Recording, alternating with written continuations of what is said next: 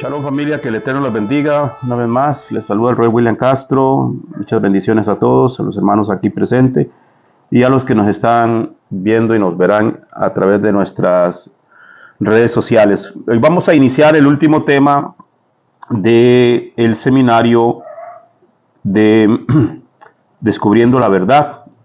Este tema de hoy, que iniciamos hoy, se titula La doctrina de los Nicolaitas. Vamos a iniciar en el libro de Apocalipsis, capítulo 2, versículos 12 al 16. Dice así: escribe al ángel de la iglesia en Pérgamo.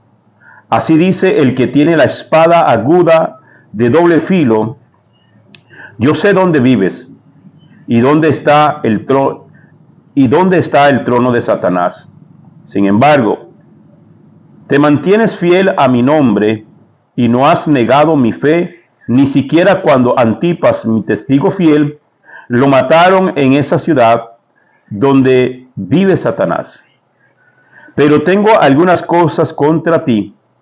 Tienes contigo a los que se aferran a la doctrina de Balaán, el que enseñó a Balac a poner tropiezo a los hijos de Israel, a hacerlos comer de lo sacrificado a los ídolos y a caer en inmoralidades sexuales. También tienes contigo a los que se aferran a la doctrina de los Nicolaitas.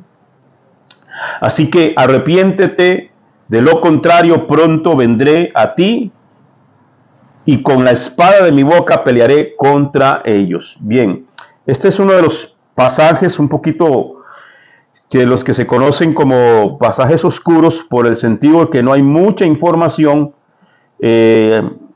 sobre quiénes eran los famosos Nicolaitas, o a qué se refería el Señor a través del apóstol Juan, el escritor del libro de Apocalipsis, sobre la doctrina de los Nicolaitas, en qué consiste.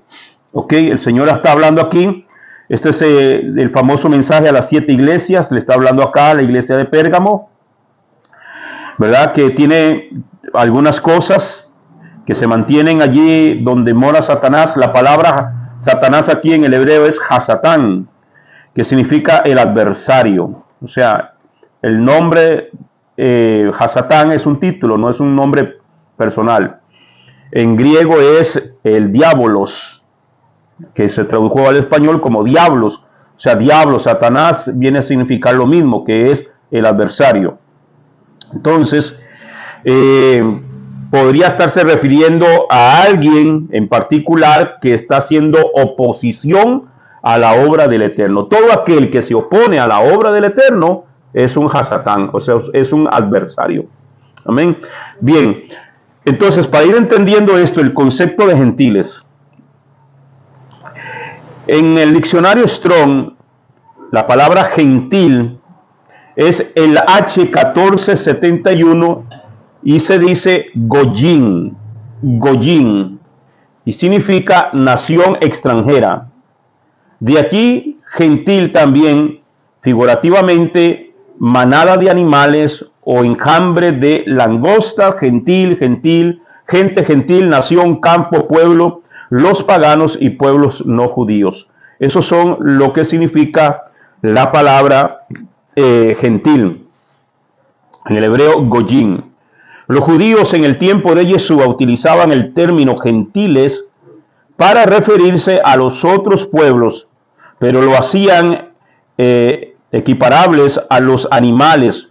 Por eso Yeshua dijo: no está bien tomar el pan de los hijos y echárselo a los perrillos, según en Mateo 15:26.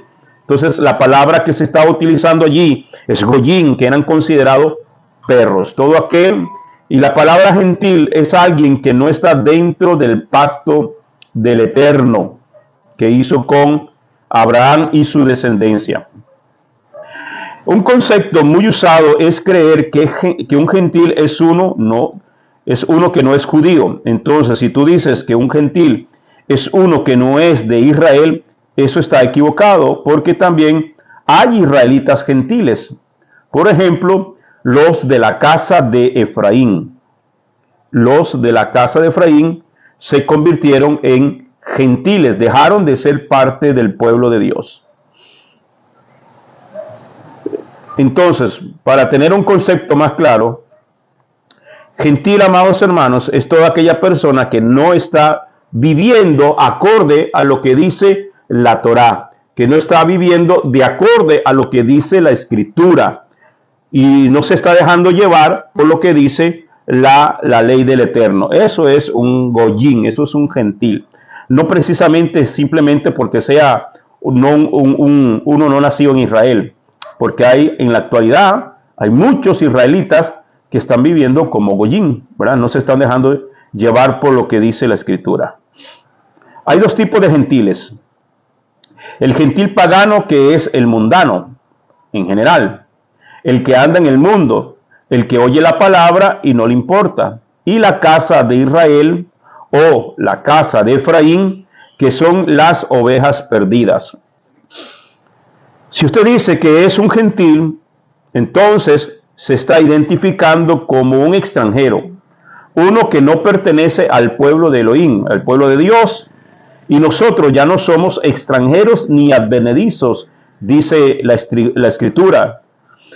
Está diciendo que tú eres un pagano. Yo no soy pagano, yo era un israelita gentil, porque soy de la casa de Efraín, pero ahora soy parte del pueblo de Israel, del olivo natural. Entonces, usted no debe de llamarte a ti mismo gentil. Y eso mucha gente lo hace. No es que nosotros somos gentiles, no somos judíos. Entonces está diciendo que usted no está dentro del pacto. Si has creído en Yeshua y has sido injertado en el pacto del pueblo de Israel, no debe decirte gentil, porque un gentil es uno que está fuera del pacto. Un israelita está en el pacto. Si eres injertado en Israel, ya no eres un gentil.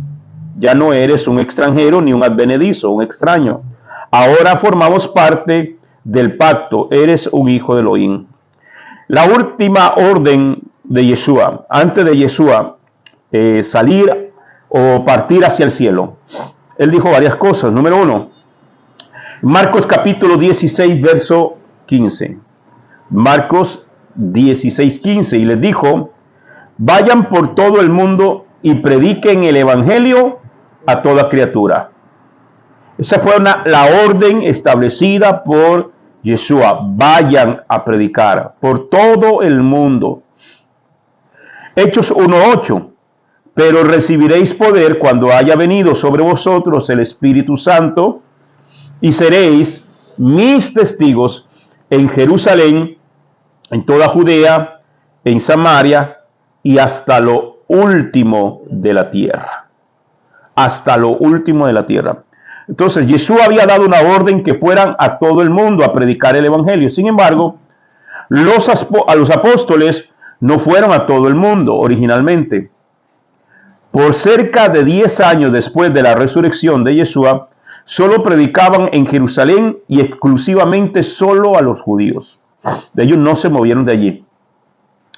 Quizás era porque sentían que su trabajo entre los judíos todavía no ha terminado, o tal vez tenían respeto al Sanedrín o temor al Sanedrín, que no lo dejaban predicar a otros gentiles, porque usted tiene que comprender que ellos, los apóstoles, iniciaron como parte del judaísmo. Amén. Y tal vez se sentían inseguros sobre la forma en que la casa de Israel o la casa de Efraín, que estaba dispersa entre los gentiles, podía volver. Y como no sabían cómo hacerlo, no querían ir a predicar y exponer una mentira o exponer algo equivocado. No se sabe a ciencia cierta el por qué, pero la verdad es que no predicaban a los extranjeros y Yeshua había ordenado que lo hicieran. Los apóstoles se quedaron en Jerusalén.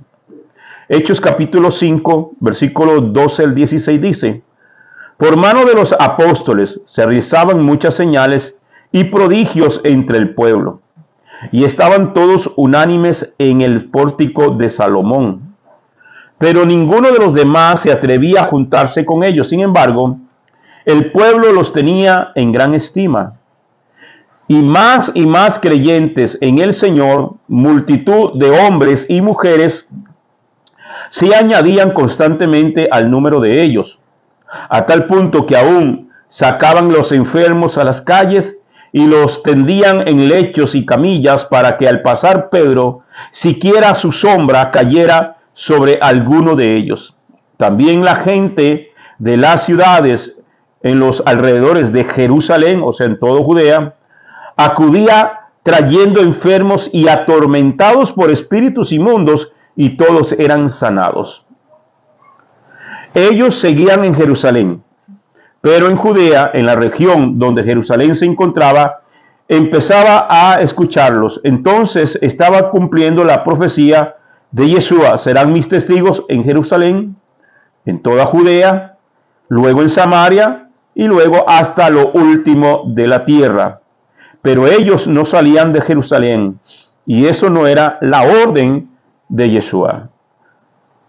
Hechos 5:26 al 28 dice: el capitán y sus oficiales fueron y los trajeron, pero sin violencia, porque tenían miedo de ser apedreados por el pueblo.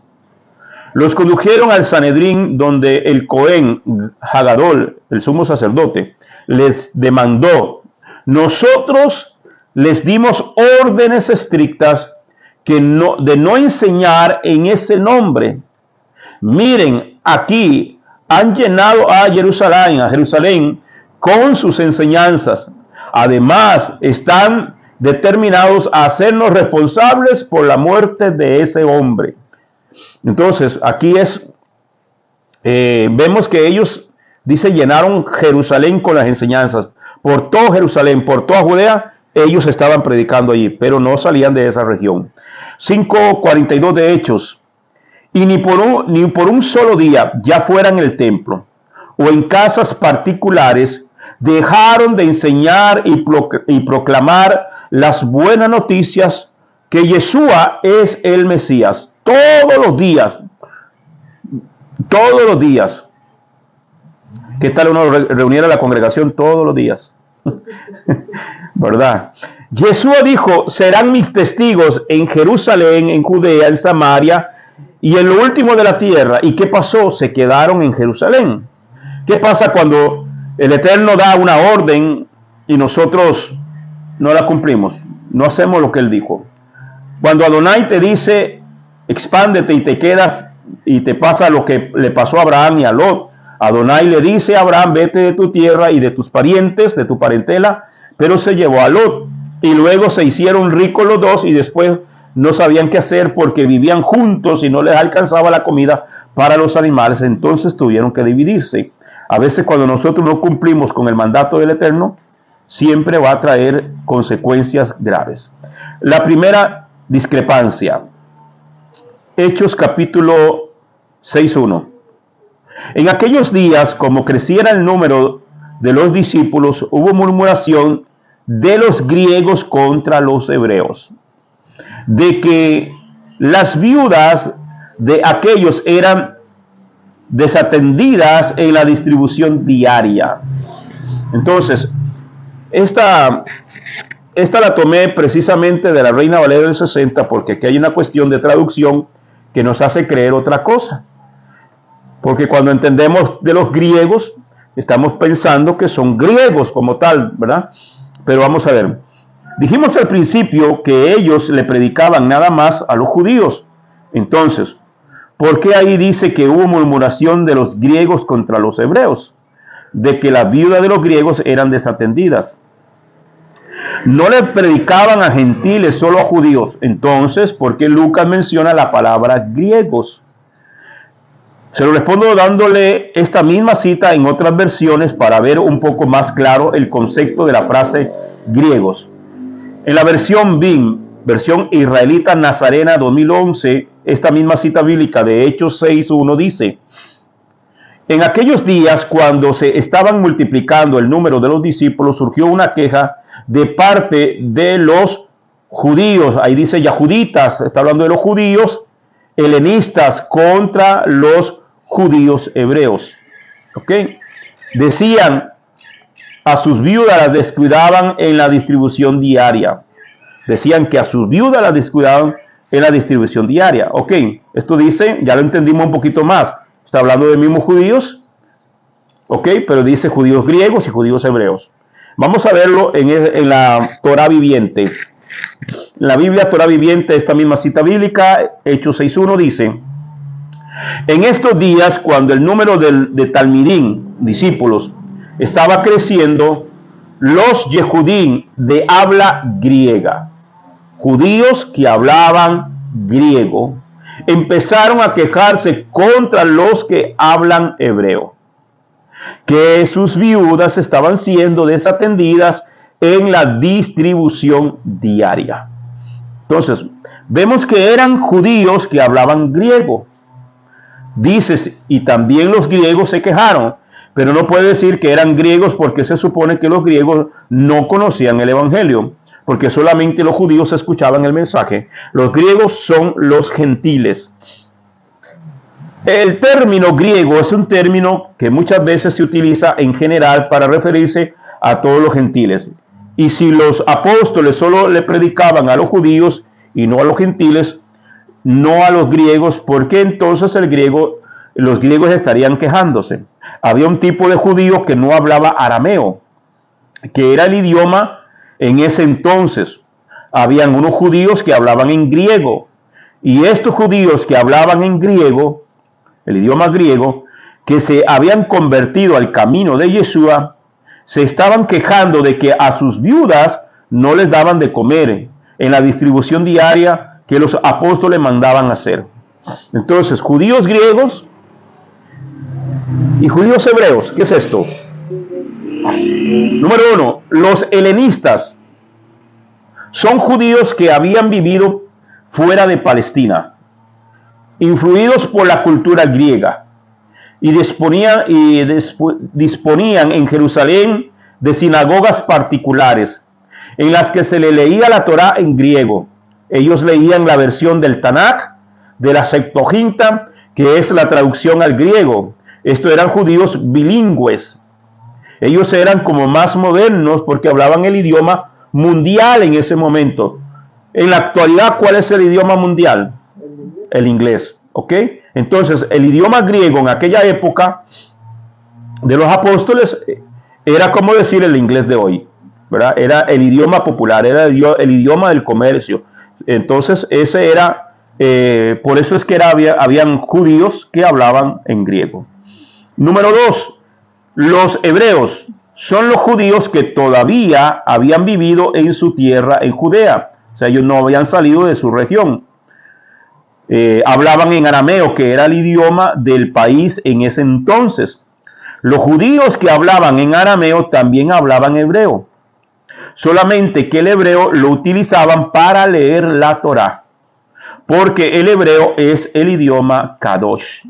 Por ejemplo, todos los servicios que se hacían en la sinagoga, en el templo en Jerusalén, era en hebreo, aunque el idioma particular de la época era arameo, ¿ok? Pero toda la liturgia que se conoce, los cánticos eran en hebreo, las lecturas de la Torá eran en hebreo, los estudios que se hacían, la parashá que se estudiaba todas las semanas era en el idioma hebreo. Entonces, estos judíos hebreos miraban mal a los judíos que hablaban en griego, porque estos leían la Torá en griego. Y ellos decían que la Torá debía leerse solamente en hebreo. Claro que no tenía que leerse solamente en hebreo, se leía en el idioma que se pudiera, porque entonces nosotros hoy no pudiéramos leer la escritura. Cuando esos dos tipos de judíos empezaron a creer en Yeshua, los apóstoles judíos, que la mayoría hablaban en arameo, pero había uno o dos que hablaban en griego, por ejemplo, Felipe era uno de ellos. En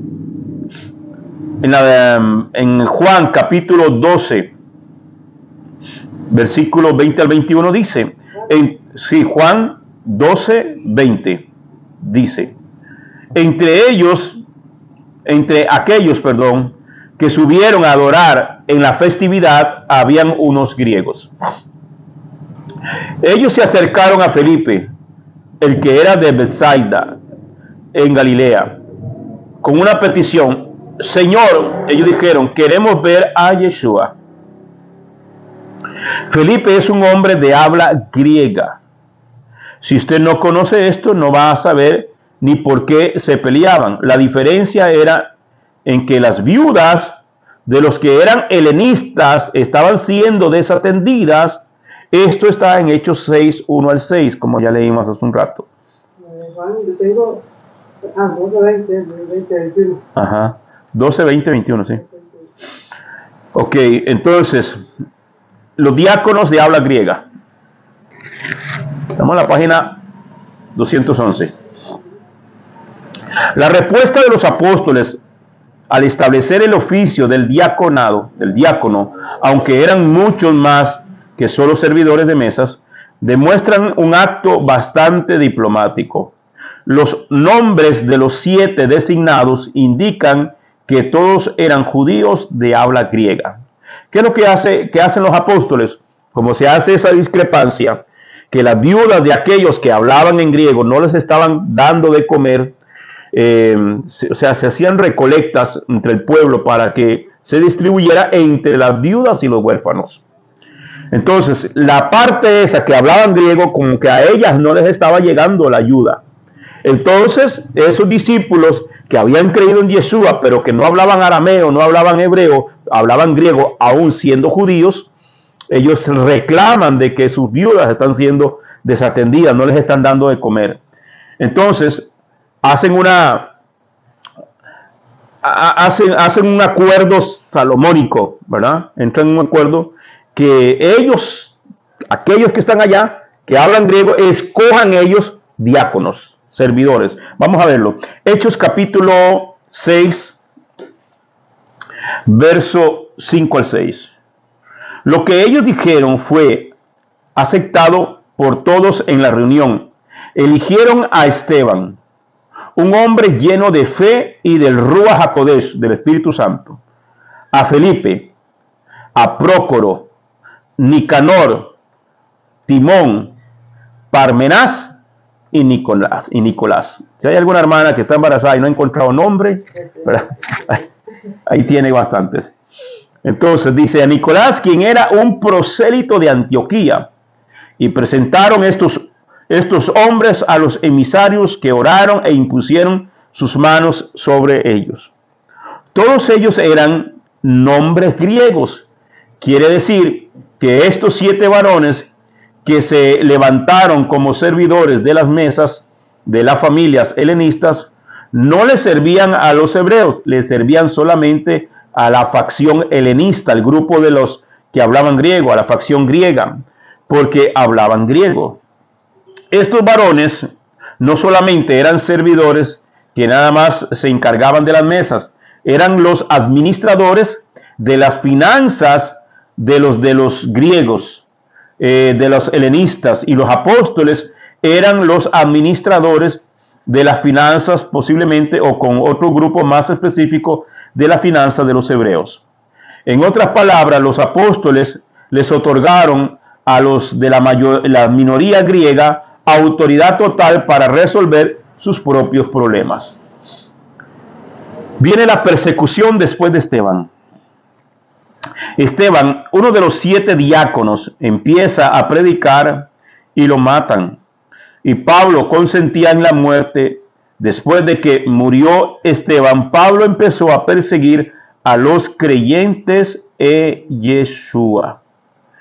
La gente dice que perseguía a los cristianos. No, porque la palabra cristiano ni siquiera existía. Ellos no se llamaban cristianos entre ellos.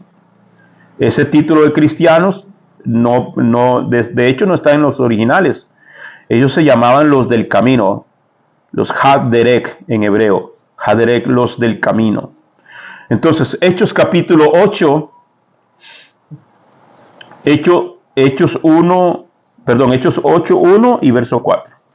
Dice, y Saulo consentía en su muerte. En aquel día hubo una gran persecución contra la asamblea que estaba en Jerusalén, y todos fueron esparcidos por las tierras de Judea y de Samaria, salvo los apóstoles. Ellos todavía se quedaron en Jerusalén y los demás huyeron. Verso 4. Pero los que fueron esparcidos iban por todas partes anunciando el evangelio.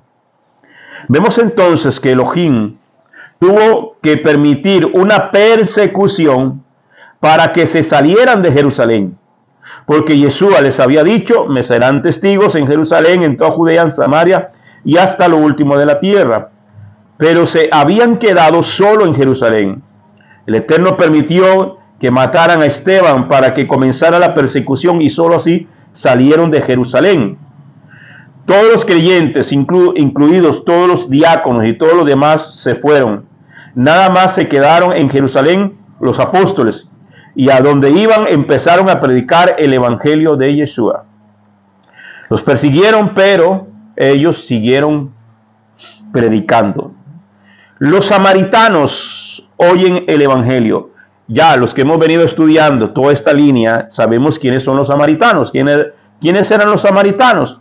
Los que fueron parte un día de la casa de Israel, de las tribus del norte, ¿verdad? Entonces, que se habían convertido en gentiles.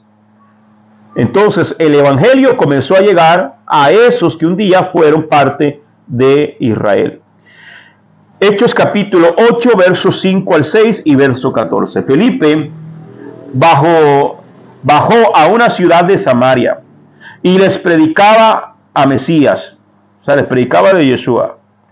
La gente escuchaba con atención y con un mismo espíritu lo que decía Felipe, porque le oían y veían las señales que realizaba.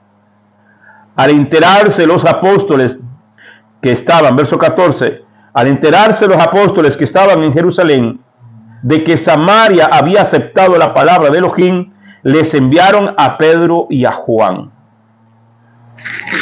Recordemos, Felipe, de este Felipe que está hablando aquí, no era el apóstol, era Felipe el diácono.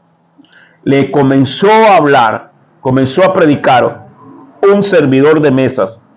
Comenzó a predicarles y los samaritanos comenzaron a creer. Entonces tienen que enviar a Pedro y a Juan, que eran parte de los apóstoles. Felipe le predica a los samaritanos. Un samaritano no es un judío. Un samaritano es un mezclado de la casa de Efraín con los asirios. Por eso los judíos los odiaban a los samaritanos. Por eso mismo, porque decían: ustedes son israelitas falsos. Pero Felipe le empezó a predicar a los samaritanos y los samaritanos empezaron a hacer teshuvá, a arrepentirse. Eso llamó la atención de los apóstoles en Jerusalén. La llegada de Felipe a Samaria fue el primer precedente de la predicación del evangelio a los gentiles. Los samaritanos mestizos de Efraín y Asiria recibieron el mensaje con gran gozo. Cuando la asamblea en Jerusalén se enteró, envió a los líderes apóstoles Pedro y a Juan a investigar el asunto. Esto se quedó en el corazón de Pedro. Adonai utilizó la persecución para sacarlos al mundo a predicar. Felipe, el servidor de las mesas, le predicó a los samaritanos, ni siquiera los apóstoles. Fue un diácono el que está cumpliendo con el mandato que el Eterno le dio a los apóstoles de ir y predicar el evangelio por todo el mundo a toda criatura. Felipe sigue predicando. Felipe, que originalmente fue un diácono, siguió predicando, y un día, dirigido por el Ruach HaKodesh, por el Espíritu Santo, se le indicó que caminara por un lugar desierto y encontró a un alto funcionario de la reina de Candace de Etiopía. ¿Qué se encontró Felipe? Con un africano. Felipe le presentó las buenas nuevas y el hombre fue sumergido en las aguas haciendo tevilá, el bautismo, se bautizó. La presente iglesia creyente en Yeshua de Etiopía afirma descender ininterrumpidamente de la conversión de ese hombre, que habla Hechos capítulo 8 del verso 26 al 39. Si Felipe no hubiera atendido la voz del Ruach HaKodesh, del Espíritu Santo, él no se hubiera ido a caminar en medio del desierto y no hubiera encontrado el carruaje de este hombre negrito que venía y no hubiera oído la voz del Ruach, que le dijo, acércate y háblale. El funcionario mandó a parar el carruaje y le dijo, súbete. Eso era la dirección del Ruach HaKodesh. Felipe iba a ser usado para salvar al primer africano en la historia. Si Felipe no hubiera atendido a la voz del Ruach, África no hubiera conocido el Evangelio. ¿Y quién era Felipe? Un servidor, un diácono. Y tremenda obra que hizo. O sea, que no hay que tener un título de apóstol, de profeta, de pastor, de evangelista, de lo que fuera, para predicar el Evangelio. Todos, es un llamado para todos. Amén.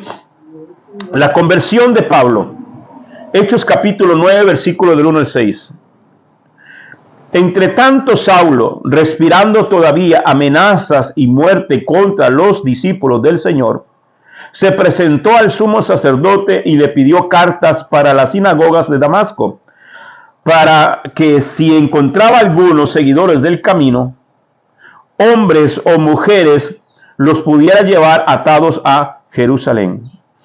Sucedió que yendo de camino, cuando estaba cerca de Damasco, de repente le rodeó una luz venida del cielo. Cayó en tierra y oyó una voz que le decía, Saúl, Saúl, ¿por qué me persigues?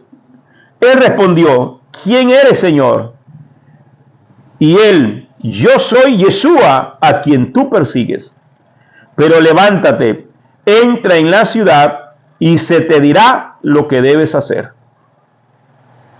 Los del camino, seguidores del camino. Los del camino en hebreo es Ha-derech. Así era que ellos se denominaban. No se llamaban, los creyentes en Yeshua no se llamaban entre sí cristianos. Ellos mismos se decían, somos los del camino. Ha-derech. Era el nombre que recibían los creyentes en Yeshua. No les decían cristianos, les decían los del camino. Otros le decían los nazarenos, porque Yeshua era de Nazaret. Por lo tanto, se les llamaba también los nazarenos, porque Yeshua era nazareno, que es una palabra que confunden con nazareo. Y entonces dicen que el maestro tenía el pelo largo, y él no era ningún mechudo de pelo largo. Él era un nazareno porque era de Nazaret. Bien, Hechos capítulo 9, versículos 10 al 18 dice, había en Damasco un discípulo llamado Ananías. El Señor le dijo en una visión, Ananías, él respondió, aquí estoy, Señor. Y el Señor le dijo, levántate, vete a la calle recta y pregunta en casa de Judas por uno de Tarso llamado Saulo. Mira, está en oración y ha visto que un hombre llamado Ananías entraba y le imponía las manos para devolverle la vista. O sea, en la visión que Pablo tiene, Pablo quedó ciego. Y entonces el Señor está enviando a este hombre, Ananías, para que le ore por él, le imponga las manos y le devuelva la vista. Verso 13. Respondió Ananías, Señor, he oído a muchos hablar de ese hombre y de los muchos males que ha causado a tus santos en Jerusalén. Y que está aquí con poderes de los sumos sacerdotes para apresar a todos los que invocan tu nombre. El Señor le contestó, vete, pues este me es un instrumento de elección, un instrumento escogido, que lleve mi nombre ante los gentiles, los reyes y los hijos de Israel. Yo le mostraré todo lo que tendrá que padecer por mi nombre. Fue Ananías, entró en la casa, le impuso las manos y le dijo, Saúl, hermano, me ha enviado a ti el Señor Yeshua, el que se te apareció en el camino por donde venías, para que recobres la vista y seas lleno del Espíritu Santo. Al instante cayeron de sus ojos como unas escamas y recobró la vista. Se levantó y fue bautizado. Este Ananías, amados hermanos, no era un apóstol, no era un diácono. Este Ananías era un discípulo de Yeshua, que ni siquiera era conocido por los apóstoles. Era un simple hermano. que había creído en Yeshua. O sea, no tenía un rango así. A este hombre es el que Dios utiliza, que el Eterno utiliza para orar por Pablo, y que Pablo no solamente reciba la vista, sino que también reciba al Ruach HaKodesh. Si usted lee bien, Ananías era el nombre del sumo sacerdote al cual Pablo le había pedido cartas para perseguir a los creyentes de Damasco. Y Ananías se llamaba el discípulo intrascendente al cual Elohim utilizó para sanar la vista de Pablo. Pablo se puso a disposición de este Ananías. Usted puede ver que Pablo, siendo un rabino sumamente preparado, apenas conoció de Yeshua, se sometió a la autoridad que Elohim le había puesto, un hombre que Adonai había mandado a sanarlo. Es importante que usted se deje guiar por alguien que obedezca al Eterno y te enseñe la palabra de verdad sin adulteración. O sea, Pablo, con todo el conocimiento que tenía, y quizás Pablo conocía mucho más de la Escritura que este mismo Ananías, pero se sometió bajo la autoridad de aquel hombre que el Eterno le envió a sanarlo. Hebreos capítulo 13, verso 17 dice: obedezcan a sus pastores y respétenlos. Ellos cuidan de ustedes porque saben que tienen que rendir cuentas a Dios. Así que ellos cuidarán de ustedes con alegría y sin quejarse. De lo contrario, no será provechoso para ustedes. Entonces, por eso es que cuando hay un pastor, hay un ministro, hay un roe, hay un maestro que está instruyendo la palabra, la escritura dice, el escritor hebreo dice: sujétense a ellos, respétenlos. Ellos están cuidando para que lo hagamos con alegría. Pero si luego ese pastor, ese evangelista, ese apóstol, ese maestro o profeta te dice algo que no es bíblico, usted no tiene la obligación de obedecer a ese ministro, nada más porque diga yo soy el pastor. Porque de esta palabra de Hebreos 13, 17, muchos se agarran, amados hermanos, para decir: sujétese, usted tiene que estar sujeto. Sí, pero ¿cómo es que tengo que estar sujeto? ¿A quién me le debo de sujetar yo realmente? A alguien que me esté enseñando correctamente la escritura. Si hay alguien que me está enseñando algo que no va de acorde a la escritura, yo le diría lo que le dijeron los ángeles a Lot: escapa por tu vida, salga de ahí. Entonces, Adonai le habla a Ananías para que vaya a buscar a Pablo. Y Ananías le dice: este es un perseguidor de los creyentes, ¿cómo quieres que vaya y le ponga las manos? Pero el Señor le dijo: ve, porque él me es instrumento escogido. Pablo era el instrumento escogido para revelar el misterio de cómo iban a regresar las ovejas perdidas de la casa de Israel. Un instrumento escogido para llevar el nombre de Yeshua en presencia de los gentiles, de reyes y de los hijos de Israel. Pablo recobró la vista, se levantó, fue bautizado, porque esa es la muestra de decir: yo me comprometo con lo que aprendí. Hechos 9:26 dice: llegó a Jerusalén e intentaba juntarse con los discípulos, pero todos lo tenían miedo, no creyendo que fuese discípulo. Entonces Bernabé le tomó y le presentó a los apóstoles. Pablo tenía un problema. Pablo se echó un problema encima, que ya después nadie le creía, ¿verdad? Porque primero perseguía a los creyentes en el Mashiach. Entonces dice, Bernabé lo tomó y lo presentó a los apóstoles. Les contó cómo había visto al Señor en el camino y que le había hablado y cómo había predicado con valentía en Damasco en el nombre de Yeshua. Andaba con ellos por Jerusalén predicando valientemente en el nombre del Señor. Hablaba también y discutía con los helenistas, o sea, los de habla griega, pero estos intentaban matarle. Los hermanos, al saberlo, le llevaron a Cesarea y le hicieron marchar a Tarso. Las Kehilot, o sea, las congregaciones, las iglesias, por entonces gozaban de paz en toda Judea, Galilea y Samaria, se edificaban y progresaban en el temor del Señor y estaban llenas de la consolación del Espíritu Santo. Dice que las congregaciones, las quejilot, las iglesias del entonces, gozaban de paz en toda Judea. Claro, si se convirtió el que los perseguía, estaban llenos de paz. Nadie le creía a Pablo, nada, pues claro, era un perseguidor de los creyentes y de repente sale con que ahora es creyente, con que ahora se convirtió. Parecía como una estrategia que los va a agarrar por dentro, como decimos popularmente. Aunque Bernabé lo presentó a los apóstoles y dijo, este es un instrumento escogido, este hermano nos puede servir para la obra. Entonces, aunque lo presentan, ¿lo hicieron apóstol en ese momento a Pablo? No.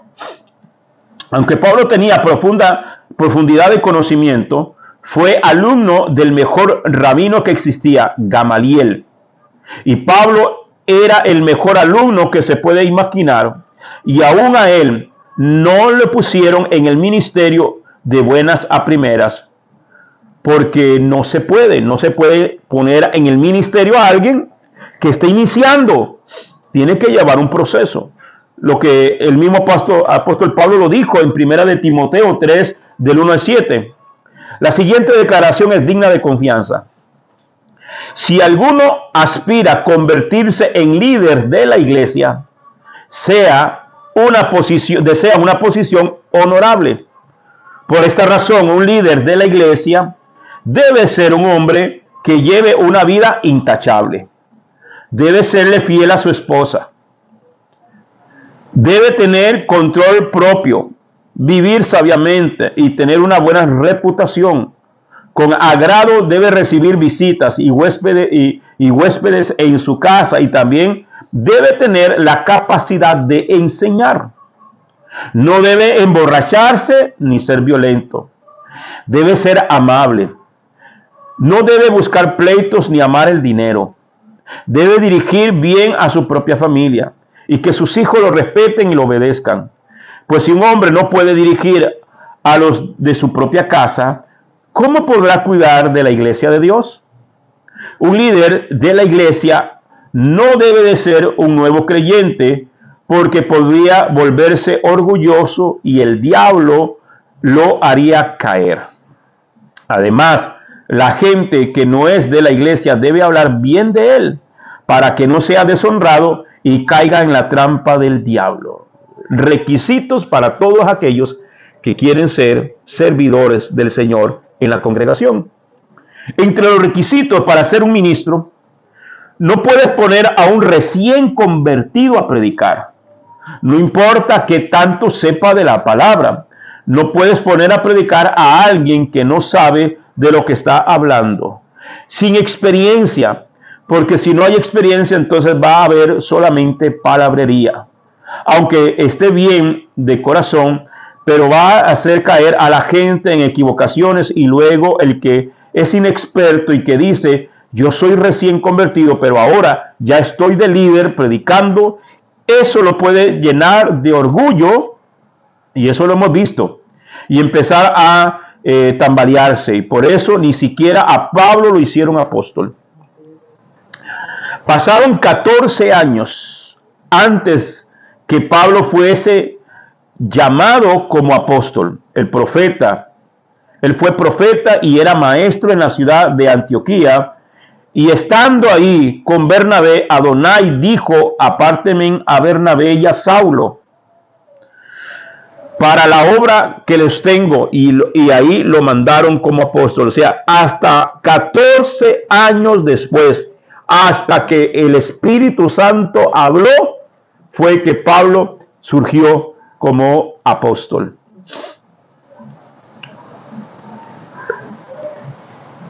Pedro y Cornelio.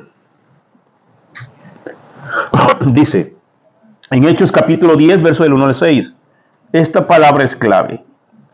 Había un hombre en Cesarea llamado Cornelio, con un oficial del ejército romano, en lo que era llamado el regimiento italiano. Era un hombre devoto, un temeroso de Elohim, así como toda su casa. daba generosamente a los judíos pobres y oraba regularmente a Elohim. Una tarde, alrededor de las 3 de la tarde es la hora del sacrificio, la hora de la oración, vio claramente en una visión a un malaj, o sea, un ángel de Adonai, Yehuvah, que venía y le dijo: Cornelio. Cornelio, aterrorizado, fijó su mirada en el malaj, en el ángel, y preguntó: ¿qué es, Señor? El malaj respondió: tus oraciones y tus obras de caridad han llegado a lo alto, a la presencia de Adonai Yehuvah, de modo que él te tiene en su pensamiento. Ahora, envía a unos hombres a Yafo, esta es la que traducen como Jope, y haz que traigan de regreso a un hombre llamado Simeón, también llamado Kefa, este es Pedro, él se está quedando con Simón, el curtidor de pieles, que tiene una casa junto al mar. Cornelio era un gentil, no era un israelita, era un hombre devoto y temeroso de Elohim. Eso quiere decir que era un prosélito, uno convertido al judaísmo. En otras versiones les dice que era un temeroso, les dice temeroso de Elohim. O sea, era un hombre que creía en Dios. Era un italiano, era un romano, era un soldado del ejército de Roma, y el ejército de Roma eran considerados enemigos del pueblo de Dios, pero este hombre se convirtió. Tremendo, ¿no? Entonces, Cornelio era un extranjero que conocía de Yehuvah. Iba a la sinagoga y quería ser parte del pueblo de Elohim, pero a él le habían enseñado que la única forma de poder ser salvo era convertirse en el judaísmo.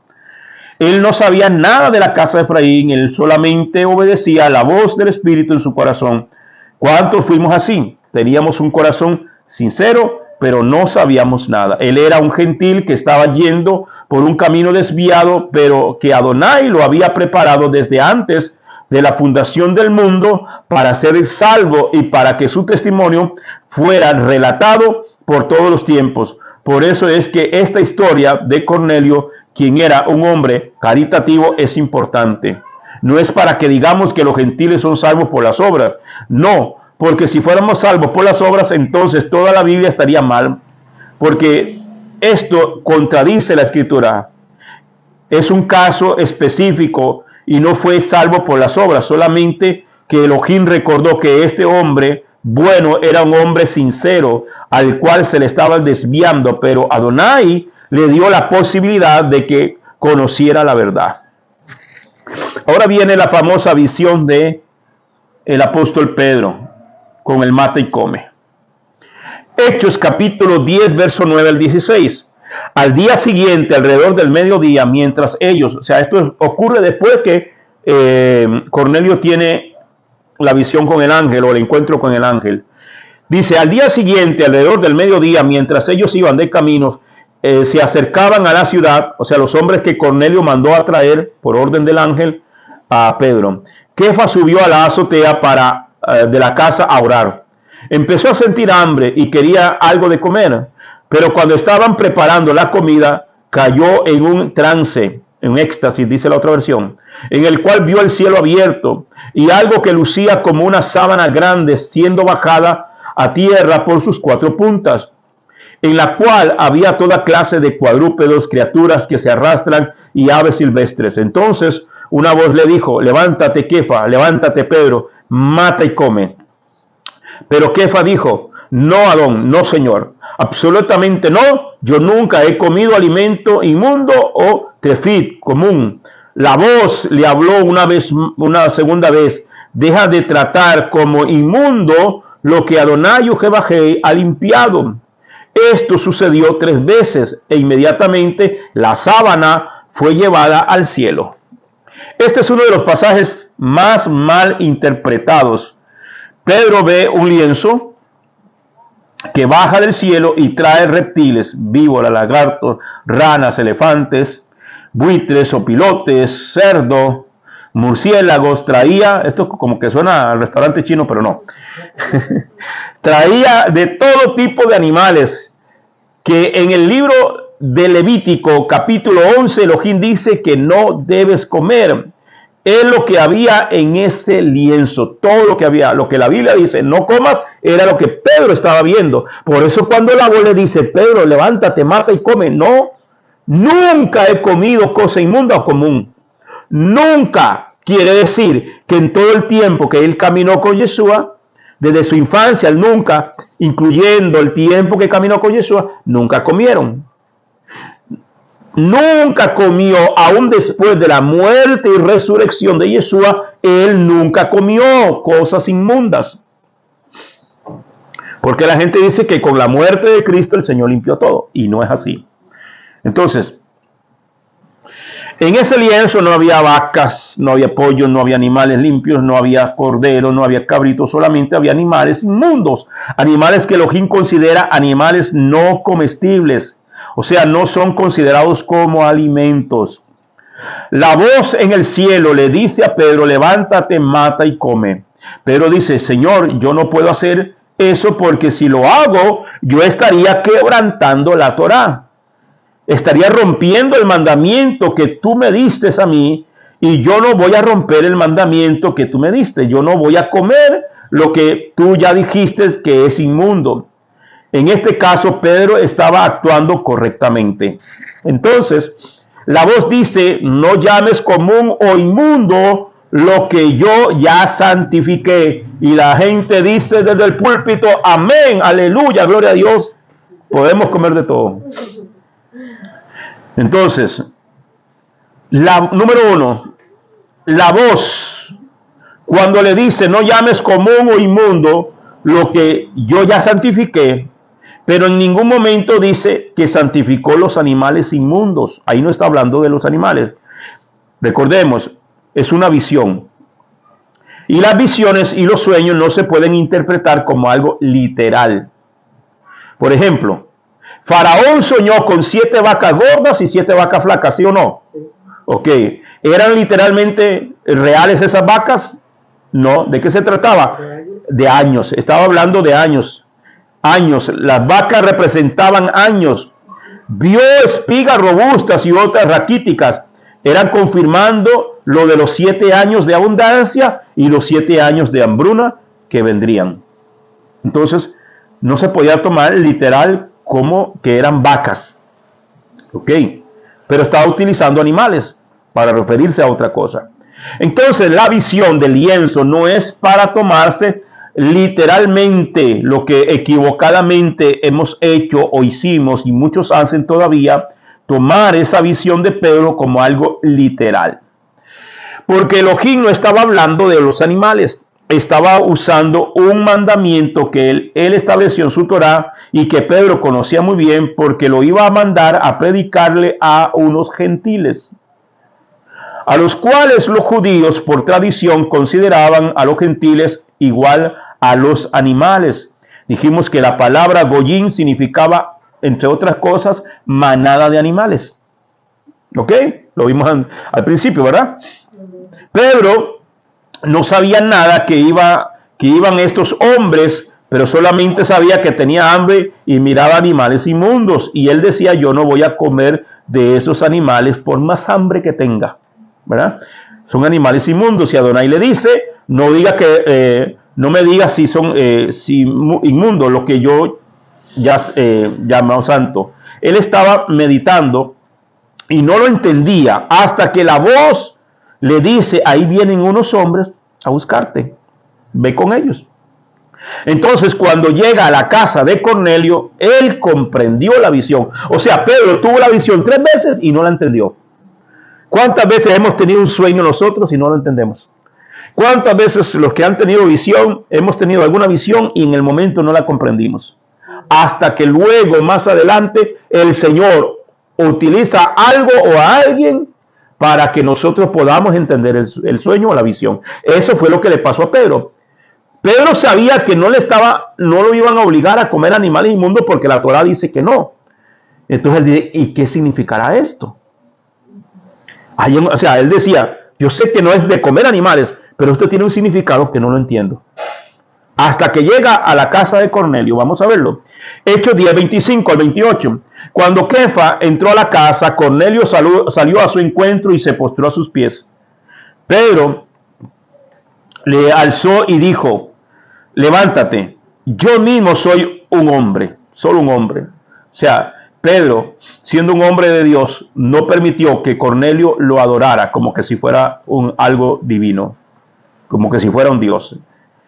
Verso 27, mientras conversaban con él, Kefa entró y encontró mucha gente reunida. Él les dijo: ustedes están conscientes que para un hombre que es judío, tener estrecha asociación con alguien que pertenece a otro pueblo o venir a visitarle es algo que sencillamente no se hace.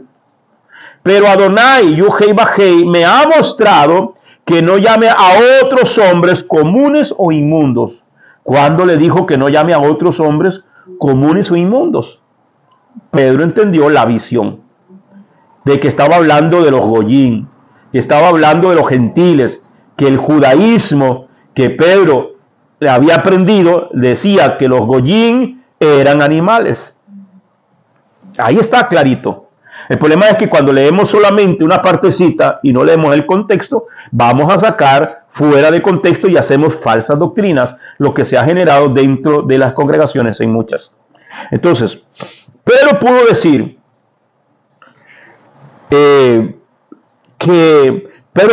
que Yuhei Bajei no me estaba hablando de los animales, me estaba hablando de que yo me iba a presentar entre los gentiles a los cuales mi tradición judía me dice que son animales inmundos y considera a los gentiles como perros.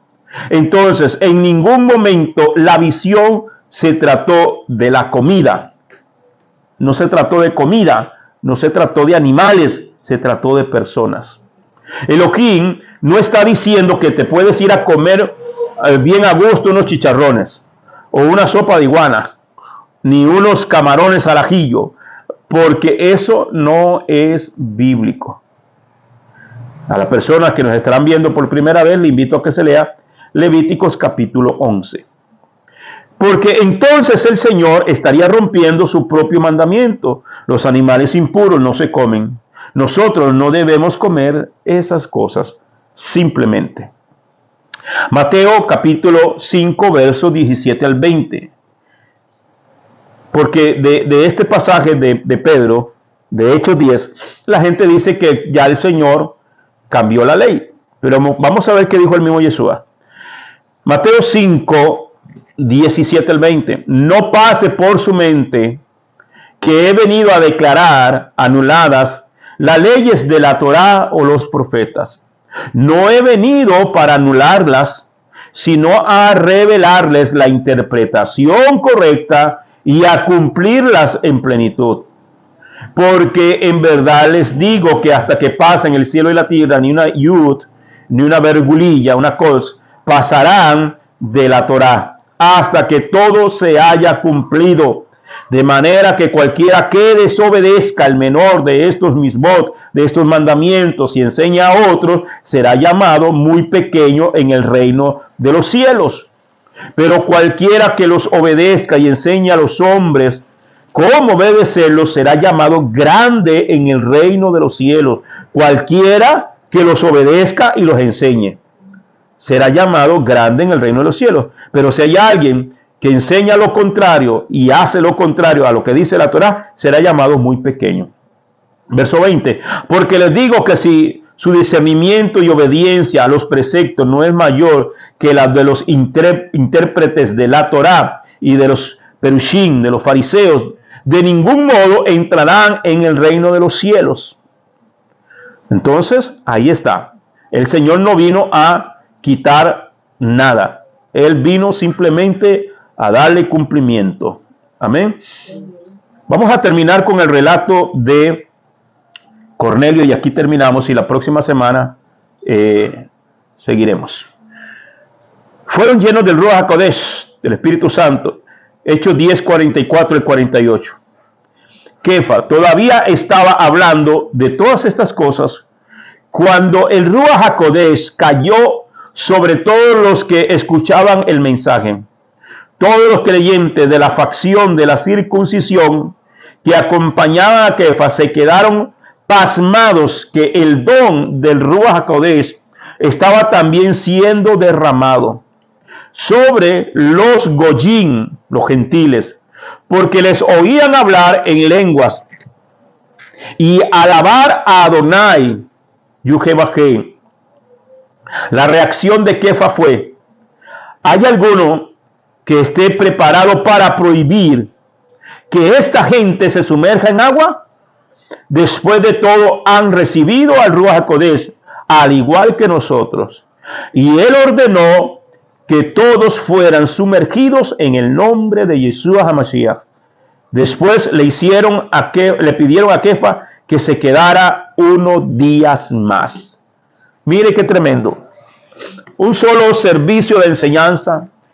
Pedro testifica la visión que tiene. Él no entendía, todavía venía con recelo hacia la casa de Cornelio. Y hasta que él entra a la casa de Cornelio y ve la casa llena de gente. Ahí había familia de Cornelio, habían amigos más cercanos de Cornelio que querían escuchar la predicación de Pedro. Mientras Pedro está hablando, se les vino el Ruach HaKodesh. Empezaron a hablar otros idiomas. En esos idiomas me imagino que hablaban griego, me imagino que hablaron hebreo sin conocer hebreo. Hablaron arameo quizás sin conocer arameo, quizás hay 4 otros idiomas. En aquella época habían 70 idiomas, entonces glorificaban al Eterno en esos idiomas. Entonces, esta es la reacción. Entonces, vemos esta parte sumamente importante para que nosotros entendamos que todo aquel que es un gentil tiene la oportunidad de ser salvo y que la única manera de ser salvo es a través de Yeshua HaMashiach. Amén.